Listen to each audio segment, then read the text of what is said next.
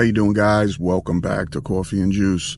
So I'm pushing out and I'm heading to Bangkok and then Phuket, but I wanted to offer my closing thoughts on living in Pattaya for the last 3 months. So now if we have to delineate or divide what I experienced in Pattaya, you have Pratmonak, you have Jomtien Beach, you have Pattaya City, and then there's a couple of other divisions or jurisdictions. But the three main ones that I lived in and I explored and I traversed through are going to be those that I just mentioned. So now if I had to rate them on, this is just my opinion on what I like, is that Pratmonak is a village. It's relaxed. It's a very small community of expats and indigenous, and it seems to be a pretty, like I said, a pretty chill atmosphere, good food, so on and so forth. But when it came to, if I flipped all the way to Pattaya City, where I was staying on Soy 13, it was a little bit of a, I don't want to use the word dingy, but I'm going to use it. But keep in mind, I'm very close to Beach Road. It's very touristy, and it just has a very dark feeling about it. And then if we had to go to Jomtien Beach, I thought Jomtien Beach had the nicest beach and was also very nice. But once again, it's a little bit inundated with tourists. So if we had to look at the landscape of just right off the bat what that is, that was Pattaya to me.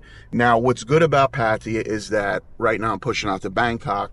It's about an hour and a half to 2 hour car ride, which will run you about $40 to $50, which isn't too bad, because if you want to go into a city that pretty much has everything, you're only a hop, skip, and a jump away. And I think that's important, because who knows what you might need. You might need medical treatment, so on and so forth. So that was, once again, important to me. Regarding lodging, I thought the prices were definitely cheaper than Bangkok. And of course, I'm heading to Phuket, which I'll explain once I get there. So if we have to talk about what the overall vibe is, Las Vegas has no business saying that Las Vegas has no business saying that they are Sin City. Okay, once you come to Pattaya, Pattaya has claimed the right to call itself Sin City. And if you watch a lot of my videos, I think you'll be able to come to the conclusion on why. Okay, and once again, I think Bangkok is pretty much in alignment with that. So something that I thought was interesting is that if you're just tuning into the channel, I'm 47 years old. I just turned 47, and I'm right in the middle of a particular age group where you have the younger and then you have the much older. So I think I can speak for both groups, is that sometimes the vibe you get is that in the jungle, things are very, very competitive. So you have the young looking to strike hard and fast, and then you have the older gentlemen that are trying to, obviously keep on doing what they've been doing. And you never really want to hang up the jersey. So I'm really in the middle of that, and it was kind of interesting to see when you dial back the lens and you say, okay, this is really because you have to understand something, is that there's not that much. It's a very small community. Obviously, I speak about the idea of it being transactional, but it's just very interesting to see it's like low-key competitiveness, etc. So I thought that was an interesting vibe.